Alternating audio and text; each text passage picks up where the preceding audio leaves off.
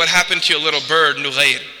And this little child, when he sees the Prophet next to him, giving him so much love, treating him as an adult. He called him Abu Umayr. He didn't call him by his name. He treated him as an adult when even talking to him. And then gave so much attention. The Prophet treated him as an intellectual person by rhyming. He didn't just speak normal language. You rhyme and speak eloquently to adults. And this young child felt so lifted, so empowered, that he smiled.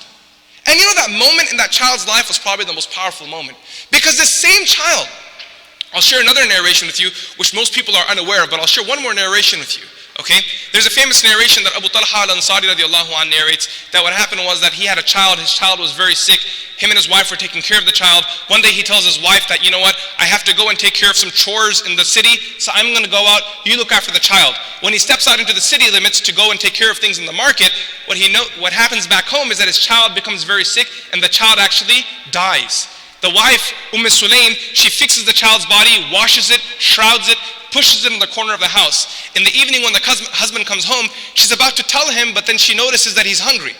So before telling him, she says, you know what, I'll give him a meal, because once I tell him, then he won't eat anymore. And then after the meal, she notices that he's tired. So she said, you know what, I won't tell him now, I'll tell him in the morning when he wakes up. At least let him sleep for the night. During that night, they had an intimate relationship. In the morning, she tells her husband that our child passed away.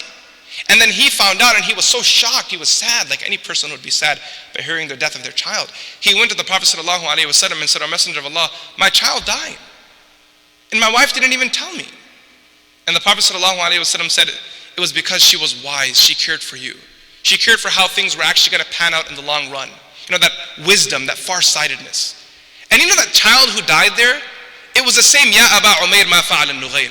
You know that Anas bin Malik radiallahu anhu son, the one whose bird died? It was that very same child.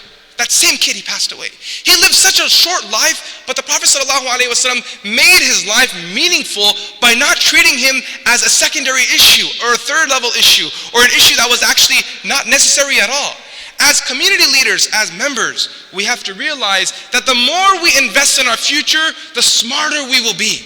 The Prophet ﷺ, he developed leaders. He developed future rulers of the world who then left an impact and an impression that made the ummah what it is today. You know, and I'll tell you one thing.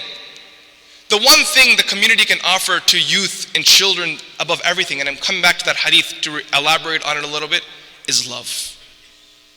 You know, sometimes just sitting down with the youth in the community, when you come into the mosque and you see a young person there, sometimes just going to them, saying salam to them, sitting with them and talking with them.